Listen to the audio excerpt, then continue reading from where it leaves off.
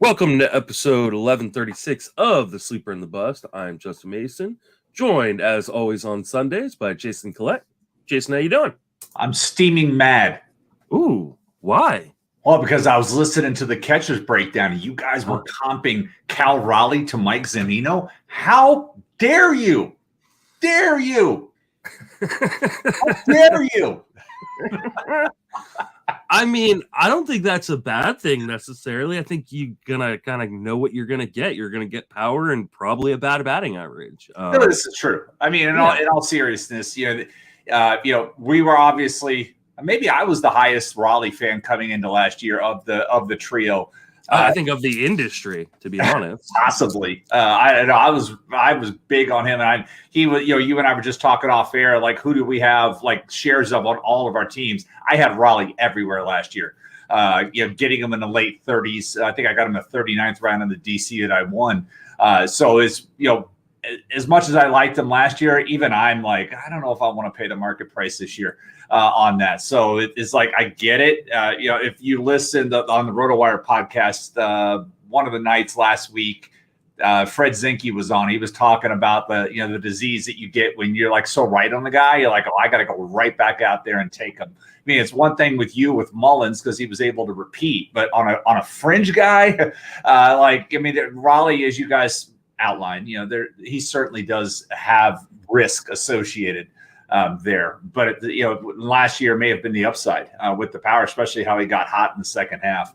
But you guys did a good job of outlining the risk. I jest, but I was like, when I heard those two names in the same sentence, I was like, they're like calling me out. Like, what the hell?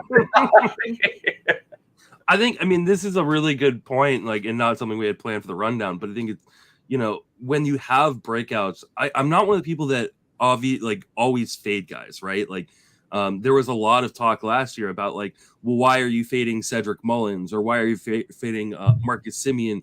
And people would say, well, it's just because, they have to regress back. Well, I think that sometimes offers buying opportunities on certain guys. And I think we saw that with those two guys in particular. However, there are other guys where I go, I can get this tool, this tool set later, right? Like Cal Raleigh, I like Cal Raleigh, but I want to find the next Cal Raleigh. I don't want to pay the price necessarily. I'm not saying I'm out on Cal Raleigh. I may end up with him. But if I'm going to take a guy who might destroy my batting average, typically I want to take them outside the top 200. I don't want to take them inside the top 200. I agree. Yes. So we have a fun show today. What we're going to do is Jason and I are going to go through each kind of roto category and figure out a guy that we like going after pick 300 in NFBC Draft Champions Leagues. So for you guys who are 10-teamers, you're more than likely, these are guys who probably are waiver wire guys, or maybe you want to take a shot on them with your last round pick. And for 12-teamers and 15-teamers, these are the end draft guys. We thought it'd be kind of fun to talk about kind of the back end of the pool as opposed to the front end of the pool, because you can get that content everywhere, right? And and Paul and I will be talking about every player through our positional previews. Anyways, so but first let's start with Zack Greinke, who re-signs with the Royals. No, I mean, I'm a huge Zack Greinke. I don't want to say no one's a bigger Zack Greinke fan because there are some fanatics out there for Zack Greinke. I love Zack Greinke. I think he's a really, really fun personality. I don't know how much fantasy goodness he has, but what the hell are the Royals doing here, Jason? Like, bringing back a guy like this who is just going to block any sort of promise they have from some of their younger arms. Sometimes when you see something like this, it's like a mentoring thing. But then you hear all the Zack Greinke craziness stories. He's not mentoring anybody. That's where the mentoring thing for me would be funny, because he's going to come with brutal honesty. Like, hey, Brady Singer, he walks up, Zach, hey, Zach, what do you think I should work on this year? Your changeup sucks. Like that would be the statement. It wouldn't be you should get on us. It's like the brutal honesty. And so that's where it's a little weird for me. Maybe it plays the fan favorite, but like for fantasy value, last year I spent $2 on him in AL Tout, and I wouldn't do that again. And I did that because it was the end game, and I'm like, okay, where can I find some innings? If I didn't want to throw him out at $1, somebody else says 2, so I threw him out at 2 and would have let him go at 3, and nobody else said 3. I said, okay, I guess I've got Zack Greinke. That did not work out well. And so he just simply doesn't strike out enough. Even for an AL-only format, the strikeout rate is so low. If you want to take the chance and want to see if something's going to happen there, you got to have the right roster around him, because there's no upside. There really is no upside to this pick. And so it's at the end of the day, if you're looking for 100 innings plus and you need the innings, that's where it's at. But I really don't want Zack Greinke on my roster this year. Yeah, I mean, outside of AL only as like a $1 play, I think you're looking at draft champions. So, fit your own draft and hold kind of league where you're just looking for innings late in case you get a rash of injuries in your pitching staff. So other than that, like, he probably is a streamer at best. And even I don't know what scenarios you would really want to stream him for. Oakland. Anyways. Yeah, I mean, I guess an Oakland series, but he's not going to get a ton of wins on the Royals. He's not going to get strikeouts. And so, right. The ratios have to be pristine to even use him as a streamer. So, all right, that is kind of the news. We're getting to this point of the offseason where until we start having some spring training and WBC games being played, we're not going to have a ton of news. Yeah, it's like, do something. It's all we see right now is arbitration signings are we're seeing some best shape of their life stories trickle out. I saw yesterday Tatis feels like he's close to 100%, and I think that subject's been covered enough. I saw that Luis Severino is not going to pitch in the World Baseball Classic. So it's like that's the kind of news that we're getting these days. And frankly, like, give me a trade. Give me something. I need to see. I want Jurickson Profar to sign somewhere. Those types of things. We're getting kind of close. It's kind of crazy that Profar hasn't signed anywhere. Yeah, I don't know if it's like a money thing at this point. I don't know, but we're like 2 weeks not even 2 weeks from pitchers and catchers reporting. I think we may be exactly 2 weeks. Mm-hmm. So it's kind of crazy that he hasn't found a home yet, because there certainly are. You look at some of those depth charts, and there certainly are some room where you're like, that guy's really going to get that much playing time for that team. And so, let's go. Let's get some stuff. Elvis Andrus hasn't signed yet. Profar hasn't signed yet. David Peralta hasn't signed yet. Michael Wacha hasn't signed yet. Gary Sanchez hasn't signed yet. So, I mean, there are still some decent guys out there on the real life waiver wire, just kind of sitting around waiting for a job. So we'll see what happens with them. Let's just jump into our topic again. Our topic is I kind of gave Jason the homework assignment of find guys after 300 that helps you in every single roto category. Obviously, if you play in points leagues, batting average isn't going to be a huge helper in terms of, but you can kind of look at that as a hits category or hits points category. Same with ERA and WHIP. Let's start with batting average. Jason, who is your guy? And one thing I'll say before we get going into this, understand, folks, we got 20 different players here. It's not going to be like, oh, that was my guy. It's like we did our homework here. So we're giving you 20 different guys to think about here, which is nice, because we're talking ADP of 300 or later in draft champions over the last month. So really, this applies to all different league depth, because some of these guys may not be draftable, but these are guys you're going to be fabbing potentially. Or guys to keep on your watch list. So we felt like this was a nice sweet spot to hit the end game, and 12 times 23 is 360. So these are going to be names that are coming up in the end game of a 12-team mixed league. In a 10-team mixed league, we're now talking reserves.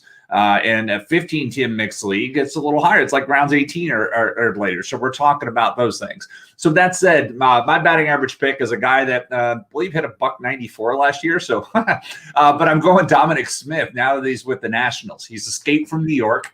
Dom Smith has hit all over the minor leagues. He has just never hit New York. And now he's going to have the opportunity with the Nationals, because you and I could make that roster potentially.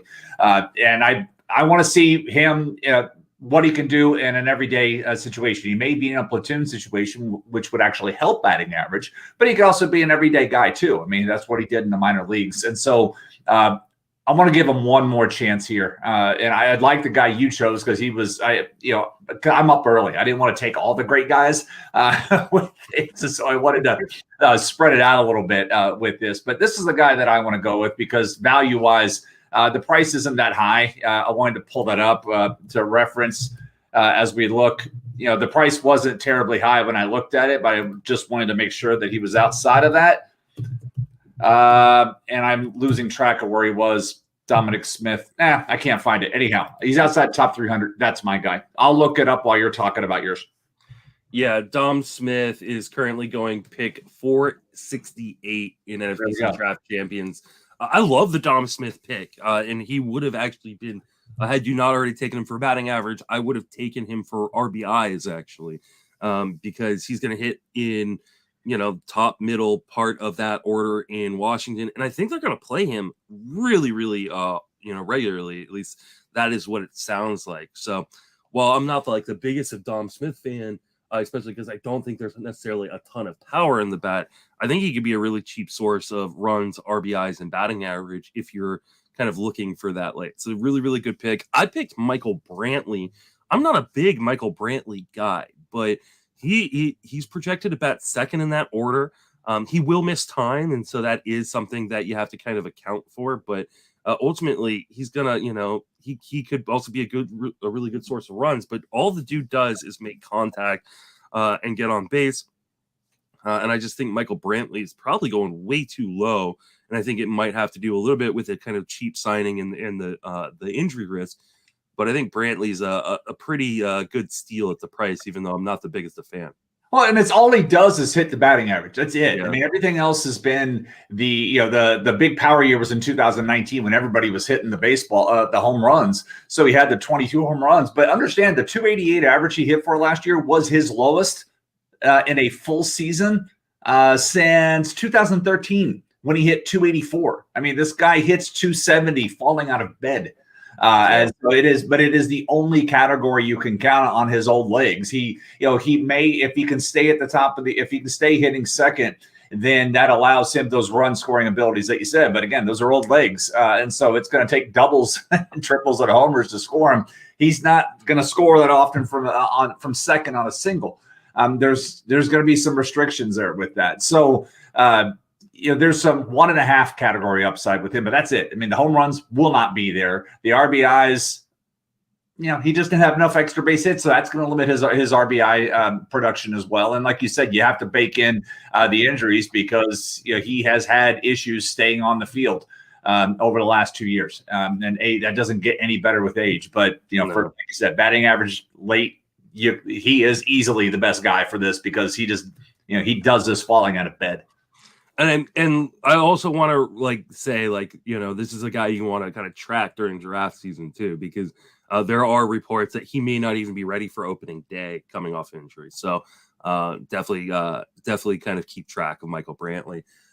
Moving on to power, I'll go first, especially because mine's a pretty big no-brainer, especially if you've listened to this pod for any length of time, because I've already talked about him multiple times this offseason, and he's probably been one of my most talked about guys over the course of my time on the Sleeper in the Bus podcast, and that's Nelson Cruz.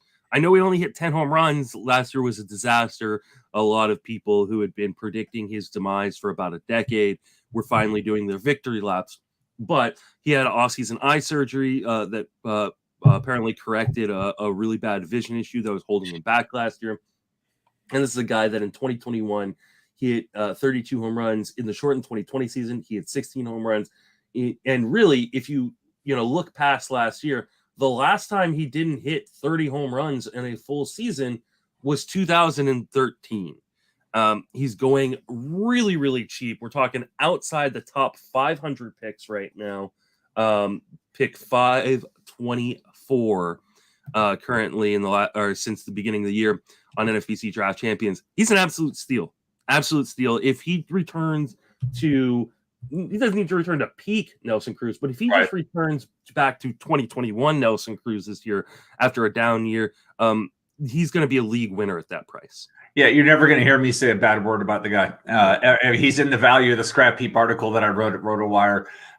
And like I said, you're never going to hear me say a bad word about the guy. So for my pick, and the only reason I didn't put, so I'll tell, be transparent. I wanted to put Nick Pratto down here from Kansas City, but the issue is I don't see as clear of a path for playing time as the name I put down in Kyle Stowers with Baltimore. You look at, or Stowers, I should have looked up pronunciation. You look up the path to playing time for him, and he's already projected in the lineup. And there's nobody like behind him banging down that door. You look at what Stowers has done in AAA last year. He had 19 home runs. He had 22 home runs overall, but he's made the climb up the organizational ladder, and he's lefty, so he doesn't have the Camden Yard rebuild playing against him. And so that's the reason why I went here, because of it's a clear path for the opportunity for him to use that power. But that said, I do like Nick Pratto quite a bit as well. So I would say look at Stowers for the mixed league stuff, but I'm talking Pratto for you single league formats as well. Yeah, it's an Adam Dunn type profile. There's a lot of walks, there's a lot of strikeouts, but there's a lot of pop there too. And for me, it's like he may be traded by that organization because he profiles at where Benny Pasquantino and MJ Melendez are. And so like maybe there's an opportunity for him to get traded, Pratto to get traded, because he's a really good defender. And maybe another organization, they can say, look, we've got some of this, you need some of that. Let's make a swap and see where that plays out. So I just wanted to put that name in there. But Kyle Stowers is the guy that I'm looking for in big league formats for late power.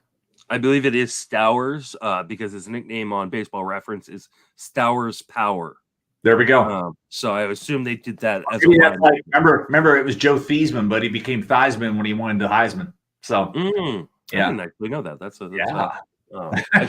I should know that as a Washington Commanders fan, but I did. That's right. That's why I dropped it.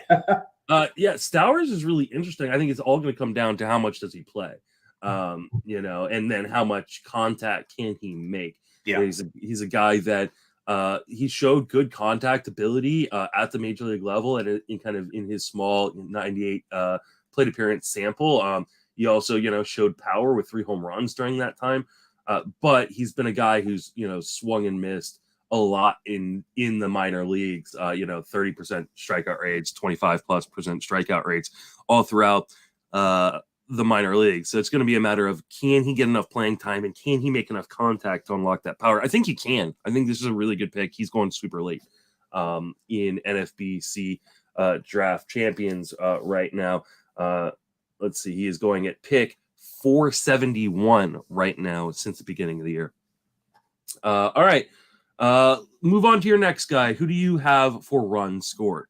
So here, when you're looking at runs, you obviously have to look at context. You got to have somebody that's going to hit high. If you're looking for sleeper runs, right? Somebody who's going to hit higher in the lineup. Because if you try to start, wish casting a guy that's hitting in the bottom third, like, oh, maybe he can get in the top of the third, you're asking for a lot of what ifs. So I was looking for somebody who is already projected to hit in the top of the lineup and is in no danger of losing playing time because there's just really nothing else in the depth chart. And that just sucked me back to an old reliable Tony Kemp. He's going to hit leadoff for Oakland. Somebody's got to score runs at the top of the lineup. It can be him. He has that dual eligibility. His ADP is 445 over the last month. So he is freely available because, the upside's not that great. I mean, you would think he is faster than he is, but the home to first time is not the best, and his sprint speed's not the best either. But he's going to be out there in volume, and so if you're looking for the runs and you can absorb the other penalties, like unlikely to get to 10 home runs, unlikely to drive in even 50 runs because the bottom of that lineup's scary, but he could score the runs. He can get you enough steals, and he should hit for a decent amount of batting average to help in that case. So I couldn't really come up with a better target. When I was looking, I wanted to say, okay, find me somebody else than Tony Kemp, but I couldn't really. Everybody else I looked at, I came up with an excuse. I'm like, hits too low in the lineup. Hits too low in the lineup. It's going to be platooned, and Kemp was the best guy I could find. Yeah, I think Kemp's a really good pick. And honestly, I'm going to make a confession that I've made on I think it was on the Friends of Fantasy Benefit podcast when we did the Ace preview there. I'm part of the reason that Tony Kemp's ADP is a little higher than it should be because I was out and about during a Draft Champions draft, and my clock was running out. I was doing like a family day type thing. I was like, oh no, I was on my phone. I was like, well, I really need a second baseman. I'm going to take him. And so I set the min pick accidentally on Tony Kemp so that 353 min pick is a little fraudulent. I doubt I would have taken him had I been in front of my computer and like looking at my actual projections and ranks because I took him way above where I probably should have. But that being said, I like the pick. If you're looking for runs late, you're looking for, especially in like a Draft Champions League or any sort of deeper format league, you're looking for a guy who's multi-positional eligible, that can kind of, play at two of the weaker positions at second base and outfield. I think Kemp makes a lot of sense. My guy is Mike Yastrzemski. I don't really, this is funny because I keep saying this now. I think it's the second time I said it. I don't really like Mike Yastrzemski as really a player or necessarily as a fantasy guy, but you can't kind of like turn down the value. I think he's going to lead off a fair amount, or not a fair amount, but some of the time in San Francisco. He's going to play a lot because the rest of that defense in the outfield in San Francisco is really, really gross looking and shaky. And so he's going to be counted on a lot to kind of help with that defense. And I think he could probably, get to 75, 80 runs scored, even in that bad lineup. If you look at kind of some of the projection systems out there, Zips DC has him at 80 runs scored. Steamer's got him at 70. The Bad X has him at 63. ATC is at 69. Like when you're talking about a guy that is currently going, pick 359, that's a pretty good value to kind of boost up your runs scored if that's what you're lacking in terms of overall, kind of value on your team. Yeah, and the thing about Yastrzemski right now that's kind of helping the ADP, and this is something that James Anderson and Rob DiPietro talked about on their recent appearance together, is that when the depth charts, when it's projecting a platoon, you're saying this is a platoon. It's like, what if they don't platoon? Because we know year over year splits aren't sticky enough. Every now and then a guy will hit lefties when he's shown he can hit lefties. So who knows what happens in that case? So right now, if you project a platoon, it's gonna depress that person's value. But what if the projection? What if the 70-30 split becomes an 85-15 split? What if they do get on a heater and all of a sudden Yastrzemski is able to hit lefties a little bit easier because you're not going to have the over-aligned defense, and maybe he decides, okay, maybe a few more of those will get through, and he gets his opportunity. But then again, it is the Giants, and Kepler does love leveraging those platoons, and they've done extremely well with those things. So why mess with success? But again, you don't know what could happen. And again, we're talking about guys either reserves or guys you can put on a watch list to see what's happening. And I mean, here's the thing too. Like, I don't think he will platoon a ton because you have to look at the rest of the Giants team. They've loved to platoon the last few years, right? They don't have the depth that they used to. They don't have, they have Longorias and the Brandon Belts that push these other guys that are now kind of starters into their bench to kind of, give them that opportunity. They also have a lot of guys who really do need to platoon in the Jock Petersons, in the Lamont Wades, and so having guys like that on your roster that are even much more deserving of a platoon than Yastrzemski. Plus, like I said, the defensive capabilities of Yastrzemski, I think, really help him out. Will he lose some at bats against lefties? Absolutely, but I don't think it'll be as much as maybe other people do. So I think defense can keep you in a lineup. If you have your splits issues, defense can still keep you in there. I mean, I'd say all the way at the top. That's the thing with Michael Harris. Anybody making a lot of noise about his issues with lefties last year, sure, it may move him down the lineup on those days against lefties. But you're not taking Michael Harris out of the everyday lineup because he can't hit lefties. You're not taking that defense out. You're just going to move him down the bottom of the lineup. He put somebody else in the 2-hole on that particular day. Absolutely. All right. So moving on to the next guy, I'll go first this time. It's for RBIs. I've got Avisail Garcia who is one of these best shape of the life kind of guys, right? And we hear this usually about every other year with Avisail Garcia.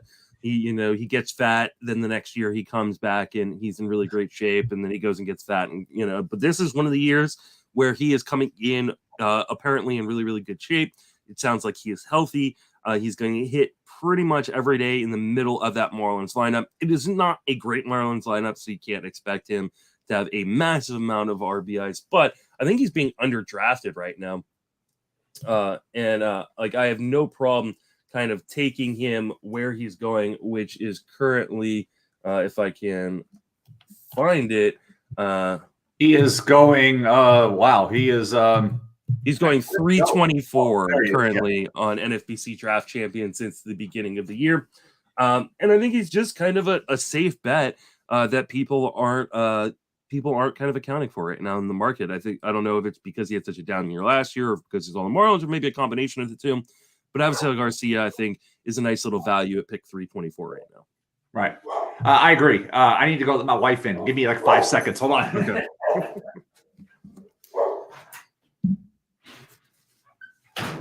Okay. Sorry about that. Avisail.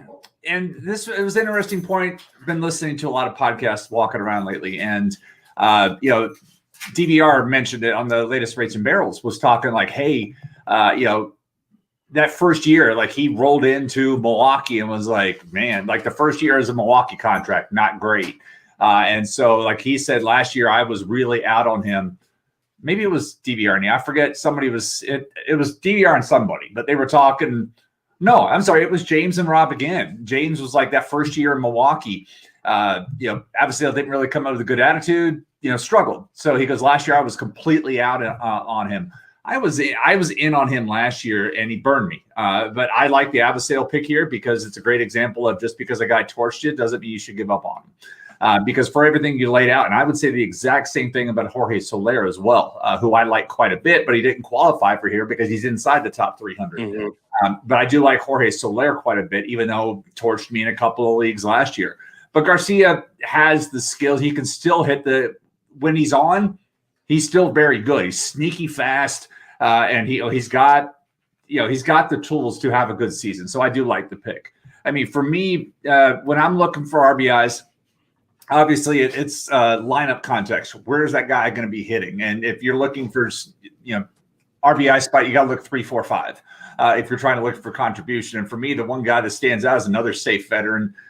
Who should be safe. And I liked him last year and it didn't work out as well. But Jonathan Schoop, he's projected to hit cleanup for Detroit.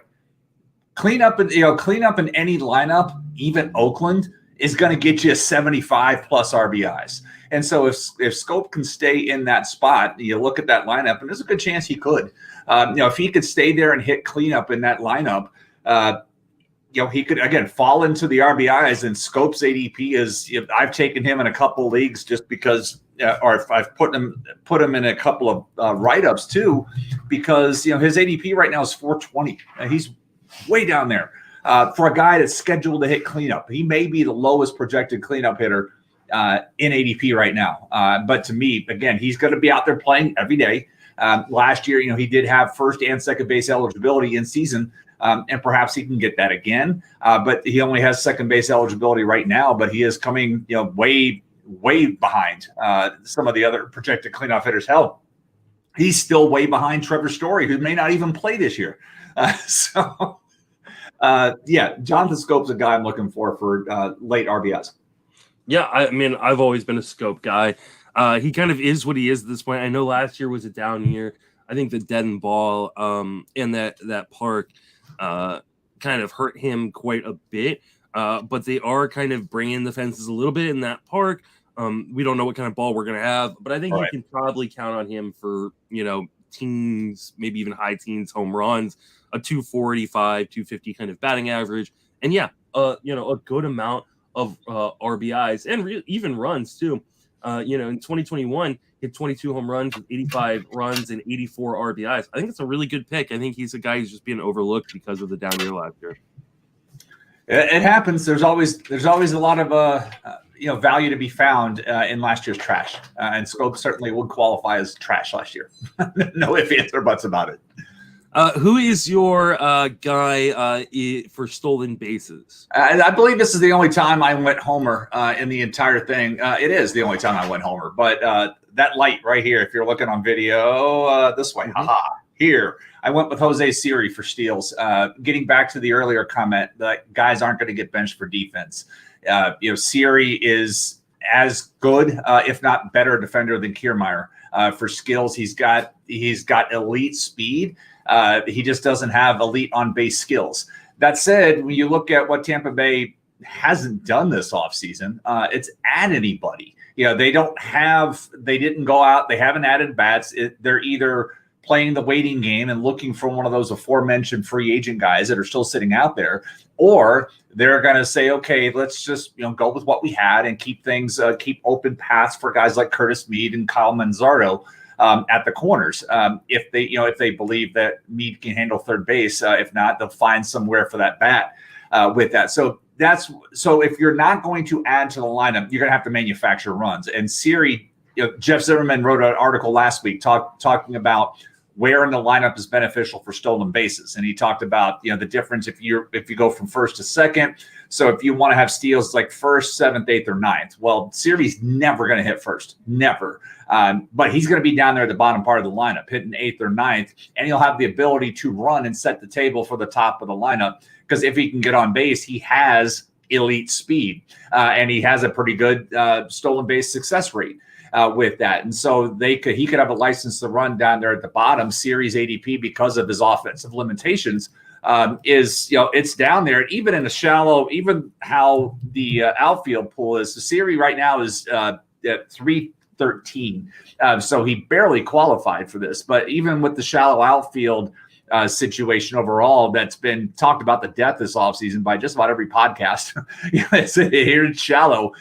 Siri, with his speed upside, with the potential to have 20 plus steals, and he doesn't swing a wet noodle either. He just swings at everything. That's the difference. So he could have a pretty decent power year, could have a really nice year with stolen bases. Yeah, the runs and the RBIs are going to be hurting down there in the bottom part of the lineup. And the batting average is certainly a risk, but there's some upside here in steals. And I was honestly surprised to find him sitting down there and outside the top 300 with the speed upside. Yeah, I mean, he has atrocious contact skills. I would even venture to say he doesn't even have contact skills. But that being said, there is power in the bat. I wouldn't say there's necessarily a ton of power, but there I think is close to league average power in the bat. There's a ton of speed, and you're right. The defense is the big thing here. Defense will keep him in that lineup, pretty regularly, batting ninth, with the ability to steal 30 bases if things, go really, really well for him. That being said, I think I've got him projected for more of like 18 or 19 stolen bases, which is totally fine. I mean, who's a guy who could be this year's John Birdie? I think Jose Siri definitely fits the bill there. Yeah, and I like your guy because he's somebody else that I liked coming into last year, and I still have my eyes on him because of how young he is. I mean, the skills are certainly still there. Yeah, my guy is Leodys Taveras. I've mentioned him a few times already on the pod. In 341 plate appearances last year at the major league level, he stole 11 bases, hit 5 home runs, hit 261. Like, I know the plate skills aren't great, but he had just about league average zone contact last year and about a league average O-swing last year. And if he can kind of keep some of those gains, like, why can't he turn into, a guy who's playing every day and, potentially like a 15-20 or 15-25 kind of, player. He's got 70 grade speed. Like, this is a legit, really, really fast guy who knows how to steal bases.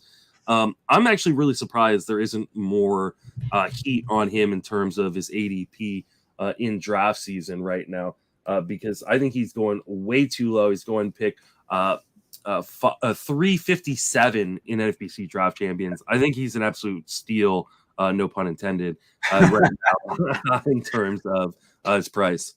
Well, you look at the rotation there. I want to say this is something we talked about a while ago for this, but you look at the depth chart there, and right now he's projected as a center field. They've got Josh Smith they want to get into play. They got Bubba Thompson, but the big thing for Taveras, no options left. This, it's make or break. He's in the Willie Calhoun. This is where Willie Calhoun was last year, and they ended up cutting Calhoun. But that, Taveras is still 24 years old, and they have liked him for a while. And so I would be stunned if they gave him the Willie Calhoun heap ho early on and said, okay, next up, let's see where this is, because also you got the defense in place. So yeah, there are some risks, but if you're looking to be able to get a guy with double potential in homers and steals this late in the draft at a position that we've talked about that has some scarcity, that's a win.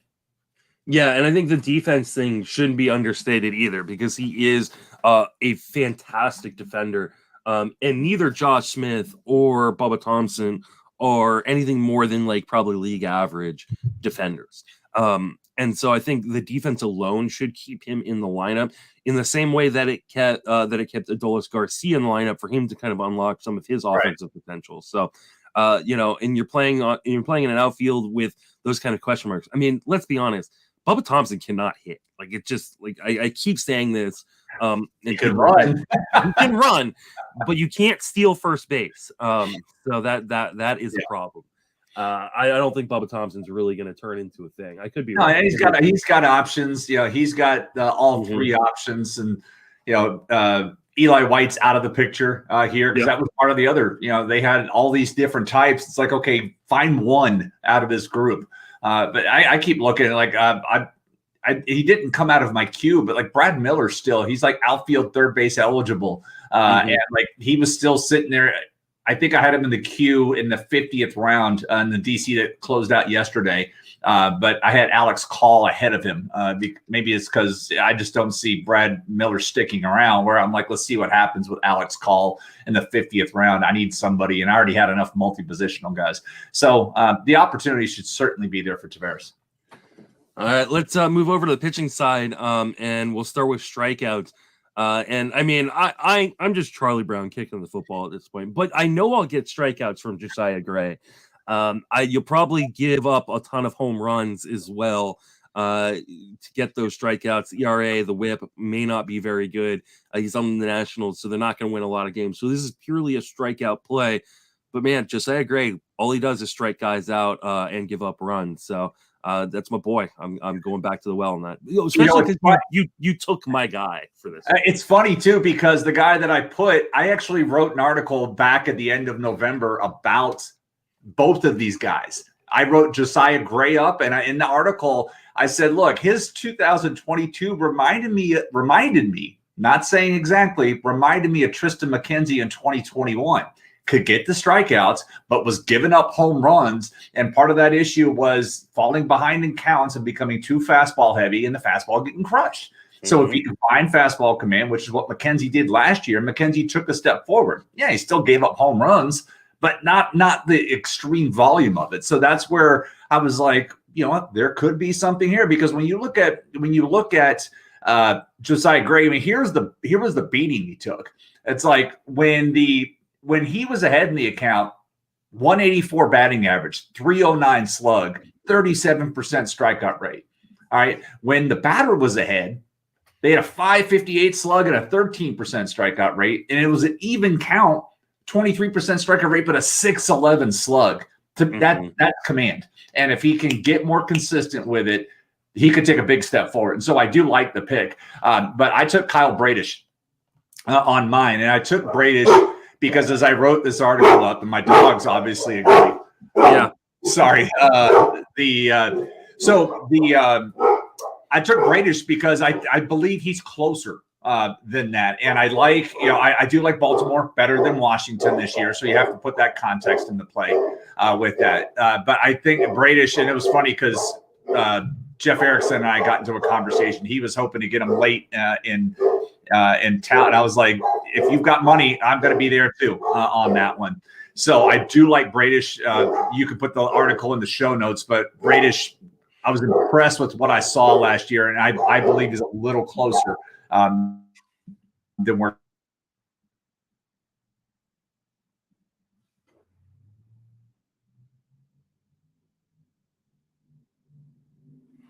Did I lose you? You got to be kidding me. Here we go. All right, we're back. All right. It faded out for a second. Yeah. All right. I love Kyle Bradish. He's a guy that's kind of been a lot higher up on my ranks than the ADP would suggest for other people. So I'm going to end up with Bradish quite a bit. I really like the gains he made in the second half. Yeah. With the pitch mix change. So I'm a big fan. So I think that was the one where I went, you stole my pick. And I would say, because I mentioned the Gray McKenzie comp there. When I was reading up on Bradish, the one thing that the one I kept coming back to was Drew Rasmussen. That's what he reminded me of. And we saw what the step forward that Rasmussen took last year when he was just like, I'm going to pound the strike zone. I know what I can't do. I don't have a really good off-speed pitch, but whatever. If I force the issue with my fastball location, to use the breaking balls and go off all that, it works. And then if you go back, like if you want to do your homework, if you haven't watched Bradish pitch yet, go back and watch his start against the Astros at the end of September. It was just super impressive. And you watch what he did against that team. And I was just like, I'm all in. And that's why I decided, like, I had my notepad is like, I got to look under the hood and find out more on this, because I really just enjoyed what I watched and I want to see what else is here. And so I wrote up that article at the end of November. So I just found it funny that you and I chose those two guys, because if you were the East Coast guy and taken Bradish, I would have taken Gray. Perfect. So we're in lockstep there. Let's move over to wins. Who do you got for wins? A guy that I know you and Paul have talked about, Cody Morris. When you look at Morris and the upside, and again, somebody else who's really impressive, and I always love a right-hander that's got the velocity and it's got a really good changeup. Maybe it's the James Shields sucker in me, because I loved that changeup when he was at his prime. But Cody Morris has got the upside. He just needs the role. And I know you guys talked about it a couple of episodes ago, but Zach Plesac and Cal Quantrill should not block his path. The only risk with Cody Morris is how much workload can he assume this year, because it has been limited. But he can start the season in the pen where he can vulture some wins out, like a Tim Meza or a Dylan Lee did last year, and then perhaps move into the rotation. I'm not projecting a Spencer Strider-like leap from the bullpen to the rotation, but I believe Morris does have some upside there for a team which I believe is going to have a pretty good season this year. And they just won 92 games last year. And he has the opportunity, in whatever the role is, to do well. And right now he's in the 300. He's somebody that I expect to see his ADP continue to climb, because I haven't looked to see where things have been lately with him. Where his trending is, but right now he's at 391. But if he were to make the rotation out of camp, you could easily see that skyrocketing. Yeah, I think the question really does come down to how many innings can we expect out of Cody Morris.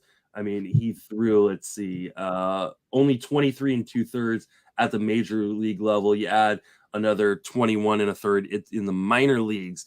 And that really doesn't give you a whole lot of confidence he's going to get to like 130, 140. Right. I could see him kind of like in the Eli Morgan role, which was actually really, really valuable for fantasy managers last year, because he had such a stellar ratios with decent amount of strikeouts, even for 66 2/3 inning plus 5 wins. And so, I could see him kind of assume that role if they maybe want to move Morgan back into a rotation spot. But they've got to do something about Plesac, because Plesac is nothing but an innings eater and not a very good one at this point. So I would assume that there are a number of guys who are competing for that 5th spot in the rotation where Plesac is right now. Plesac probably has the advantage just because he's already been there and because he's built up in innings. But I like Cody Morris a lot. I just worry that we can't see him get to maybe even triple digits in innings this year. My guy is a lot less of a sexy pick, but more of just like a old guy is as reliable as can be. Going at pick 352 right now in NFBC Draft Champions, I've got Adam Wainwright. I understand, he is not the pitcher that he used to be, but he's going to get wins. He's in a good park. He's got a great defense behind him and a great offense to help give him run support. We're talking, I know he only had 11 wins last year, but he had 17 wins in 2021, 14 wins in 2019. Like, this is a guy that even just at an advanced age and reduced skills can go out, give you 6 innings and an opportunity to win because that team around him is so damn good. He's entering Nelson Cruz territory. Like, people keep waiting for him to fall and then be like, ha ha, look, he sucks. I told you. Because I recall one of the last 2 seasons, I was taking Adam Wainwright in dollar days. He was still sitting down here, getting them late, and here, for everything you just outlined, here came all the wins. But it was almost too good. You look at the price, you're like, why is he just still sitting there? And so it took him. But yeah, he's almost entering like the Nelson Cruz of pitchers, where you want him to fail. Like, you want him to pull a Zack Greinke, be like, hey, here it is. It finally happened. It will be curious to see how he and the other St. Louis pitchers handle the post Molina era. And adjusting to Wilson Contreras and Andrew Kaiser are still there. That's the duo. I'm missing their name. But it'll be interesting to see how they adjust to that. It's just something to watch, but it's nothing that I'm like, I'm totally out on this guy because he doesn't have his forever battery mate anymore. Yeah. All right. So then we move over to ERA. Here's another point in which, like, the guy you picked was a guy that was definitely high up on my list, but it was pretty easy for me to pivot to Aaron Civale. Civale, just has to stay on the field. Like, he's been a pretty good pitcher with some really tantalizing skills, and has had a hard time staying on the field. But right now, I mean, he is just going so cheap. He's currently going at pick 311. I think he should have a rotation spot locked up at this point, entering the year healthy. I think this could finally be the year of an Aaron Civale breakout. I'm trying to get him on a lot of teams right now. Yeah, I like the pick. For me, I went with a guy that I have in multiple. I have him in XFL, and I have him in a couple of other leagues already. And it's because I was super impressed watching him as a starter last year, and that's Ross Stripling.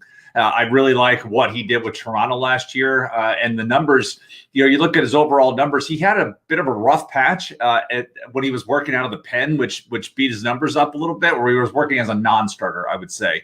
But 18% strikeout minus walk percentage, 229 batting average against, a sub-1 WHIP. There's a lot to like, and so now he moves into an environment where it should be a little better for him. Not that Rogers Center was absolutely beating him up, but I like the move to San Francisco. He was somebody I was definitely keeping an eye on to see where he signed, and I thought that was a good place for him. Like, as I mentioned, in XFL, I believe I have him for $5. He was one of my keepers because I was like, I want this guy. I remember talking with Ian Kahn. He was like, what do you see there? I was like, you got to go watch him pitch. I really liked what I saw from him down the stretch last year as he was helping Toronto make that final push. But that's the guy that I want to look at for continuation of that success this year. Yeah, I'm right there with you. I think, and it's a pretty good landing spot for Stripling as well. The only thing that worries me about Ross Stripling isn't a Ross Stripling issue. It's a defensive issue. The Giants were one of the worst defensive teams in baseball last year. They haven't really done anything to make it better. In some ways, they may have actually made it worse, allowing guys like Evan Longoria, who are, good defensive players still, to leave and replace them with kind of mediocre or bad defensive players. So I do worry about, like, the defense letting him down, for all of you guys who are out there, like, talking about, Alex Cobb this year. That defense is still going to let Alex Cobb down. It's going to let down a lot of the Giants players. Yeah, a lot of ground balls lead their way through. Yeah, and so I don't know that I am going to get overly invested in a lot of Giants pitching this year, just because I think the defense is going to be really bad again. But I do like Stripling. It's a really good price so far through draft season. Moving over to the other ratio category, who do you got for WHIP?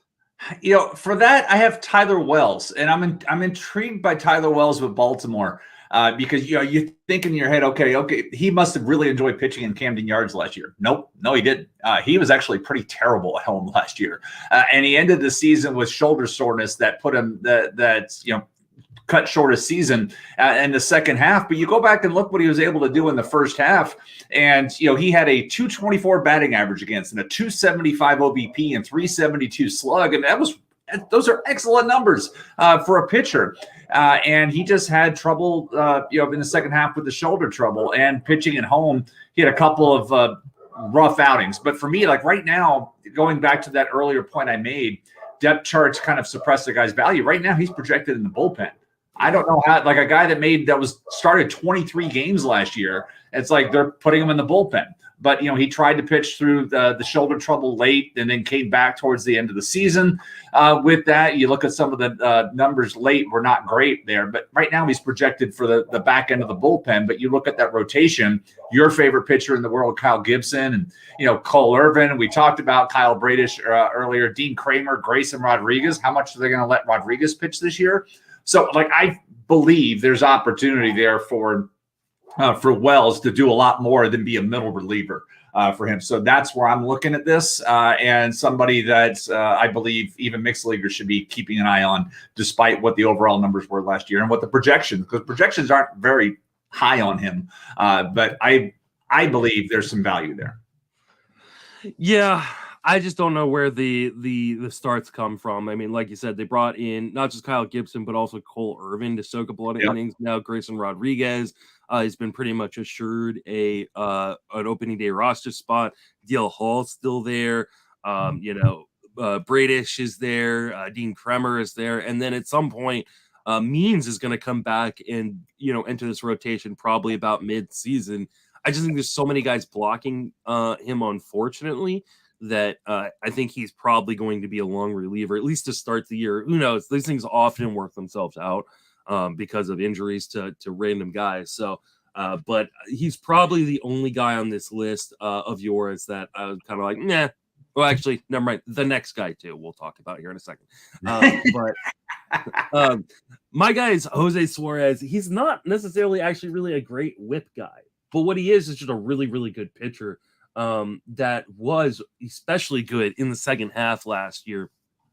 And I think he can outperform a lot of what he is projected to do by a lot of the projection systems. You look at what he did in the second half, and he had a 102 whip, in the second half.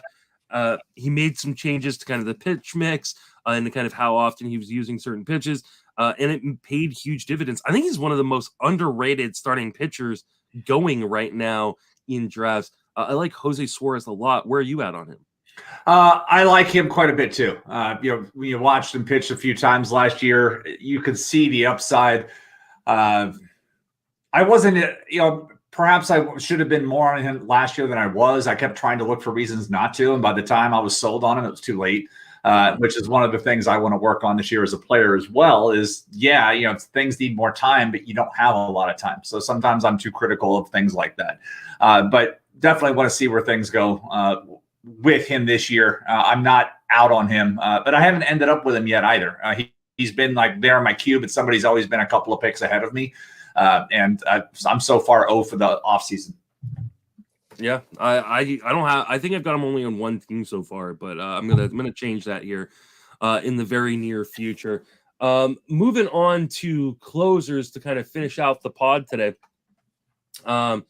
This is a difficult one because once you get past pick 300, there's obviously not guys who are in concrete roles, and the only one that I could really find was Daniel Hudson of the Dodgers. Now I think the Dodgers are going to use some sort of committee. And kind of spread out the saves. But I think Hudson's going to get the vast majority of that as long as he's healthy entering the season. And that's what I want. I want a guy who's going outside pick 300 that could potentially be the main closer for one of the best teams in baseball. And that's what Daniel Hudson is. I'm going to take him in as many drafts as I can, and I have so far. He's certainly capable of doing it. We've seen him close out a World Series before. So he's certainly capable of doing it with that. And I hear you. After I talk about my guy, if you listener would be like, yeah, I agree with Justin too, because at least your guy's done it before. I put Hunter Harvey down because I'm going to continue, mainlining the hopium thinking he's finally going to be a closer at some point, because he's not a starter. He can't be. And you look way back to when he was projected with Baltimore, none of that ever materialized, but he still has the talent to be an effective reliever in that situation. For me, it's like, Kyle Finnegan, you look at the Nationals and it's like, if Finnegan can do anything, they can move Finnegan out. And Finnegan's 31, he'll be turning 32 in this season. The contract, they still got some room in that contract, but if he can show any value, they can move on from him. Whereas Hunter Harvey's still 28, and they can move him into that role. So for me, it's like, I look at Hunter Harvey as somebody who probably has a near zero chance of getting saves at the start of the season, but is the type of guy that we end up running to the fab line for on Sunday night to throw money down because he gets the job at some point. So I would rather, if I've got, like, if we talk standard NFBC, you got a 7-man bench. I understand it's really tough to carry these types of guys. I get that. In a DC, it's not hard at all. Obviously, he's going to find way into it. In your normal league formats, if you're in a home keeper league type of thing, depending on the depth of your reserve roster, especially if you end up with Finnegan, it would be a good idea as an insurance policy. Not saying he's got to be your top reserve pick, but there's no harm in having the next guy up, because I don't believe that's Hunter. I don't believe that's Carl Edwards Jr. Hunter Harvey's got the best stuff in that bullpen. With that, I know they just signed Alex Colomé to a non-offer invitee, but man, that's the problem. Is I like Kyle Finnegan. I'm a big Kyle Finnegan guy. I can see why you like Hunter Harvey, and I actually like him a lot too. The problem is, I'm really worried that they just signed Alex Colomé, who's the quote unquote proven guy. Like, that's like, and I, as much as I like to think that skills will play themselves out, and they do over the course of a season, I really worry that they're going to try to give this job to Alex Colomé, and so, like, I've backed off getting shares of Kyle Finnegan and Hunter Harvey, just because I don't want, and I said this on a podcast recently, I can't remember where, but if I'm going to invest in a closer situation that seems muddied, I want to do it on teams that are good, not teams that are bad. Yeah. And Washington could legitimately be the worst team in the National League this year. I don't think they're going to be as bad as they will be. I think Pittsburgh at least has got some pieces. Yeah. So, like, why do I want to invest in a situation where maybe 25 saves are going to get distributed to multiple guys? And so for that reason alone, I'm probably staying away from a lot of these guys. Right. So fair enough. All right, Jason, where can people reach you at? What are you working on? I'm still working on the bold prediction series. So I've got half of them out. Recently, the NL Central, right? No, the AL Central published. We talked a little bit about that last week, and I will give you all a hint not a hint. I'll just tell you exactly who I'm putting out there for this time. And as soon as I can pull up a sheet, I will tell you who the 10 names are for the NL Central as I work on the write-up, and those names are going to be, come on, Google Chromebook, let's go. All right, we've got Dansby Swanson and why I don't like him, Jeremiah Estrada, why I do like him, Chad Pinder, of course, Nick Lodolo, who I don't like, Sal Frelick, Matt Bush, Andy Rodriguez, Mitch Keller, Lars Nootbaar, and Jordan Montgomery. Those are the names.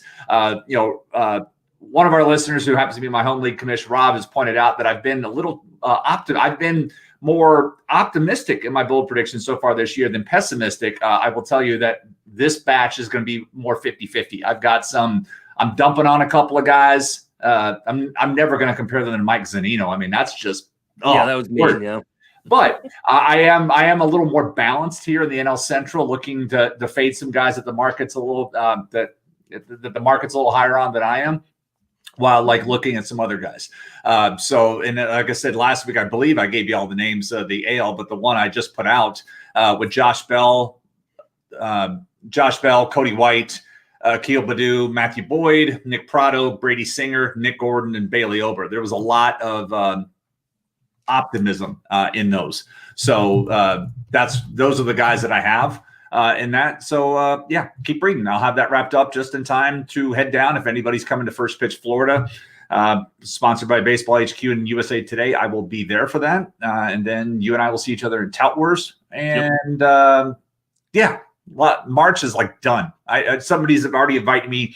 Apparently NFBC is doing single league only auctions. And somebody DM'd me and was like, hey, we're doing it this weekend. I'm like, I'll see if I can make it work. It's like, honestly, it's getting tough to find room on the calendar here the next few weeks. Yeah, I was actually telling my wife right before I recorded that I'm literally, as soon as I'm done recording and editing this pod, that I'm going to be bringing in my brand new dollar store, calendar here. That I'm going to calendar out all of my stuff for the next couple months because it's kind of getting crazy in terms of everything that's going to be going on. You can reach me on Twitter at Justin Mason FWFB. I'm writing daily Fangraphs. I'm obviously on the Sleeper in the Bus podcast, but I'm also doing the Friends of Fantasy Benefits podcast, which just finished their 30 team previews in 30 days. And we're going to be kind of moving over to our regular content after the Super Bowl or what will be our regular content for the year after the Super Bowl, which will be hopefully multiple pods a week. With me and a number of other kind of co-hosts from Friends of Fantasy Benefits. We're going to revamp the Patreon. I'm supposed to talk to Paul today at some point to kind of revamp that a little bit. And I'm probably going to be taking the lead on that. So, nice. And so it's going to include things like listener leagues, and kind of a weekly watch party where I pick a game a week where I'm going to sit down with anybody from the Discord. Pretty much everything, for the most part, are going to be available in the $4.20 tier. Because we're children and we thought 420 was funny. I think it's a Kyle Gibson tier, but I can't remember off the top of my head what it's named. And so if you want to become a Patreon and be kind of available for a lot of the things that we're going to be offered, the $4.20 tier will be where you will get that. Things like projections and our live ranks that we shall be updating daily through the rest of the year will be available, I think, in the $15 tier. So, and then I think everything else that is kind of, a little bit cooler will also be available in the $15 tier. So we appreciate everyone who has been supporting the Patreon so far. We understand if you can't be a part of the Patreon because you can't afford it or you don't like us enough to afford it. But we will not have secret episodes necessarily or anything like that. Everything that all our episodes for the podcast will always be available for free. You just may get earlier access or cooler access if you're a part of the Patreon. So appreciate everyone who's supporting us. That will wrap us up for this episode. For Jason and myself, thank you for listening. Have fantastic baseball offseason. Peace.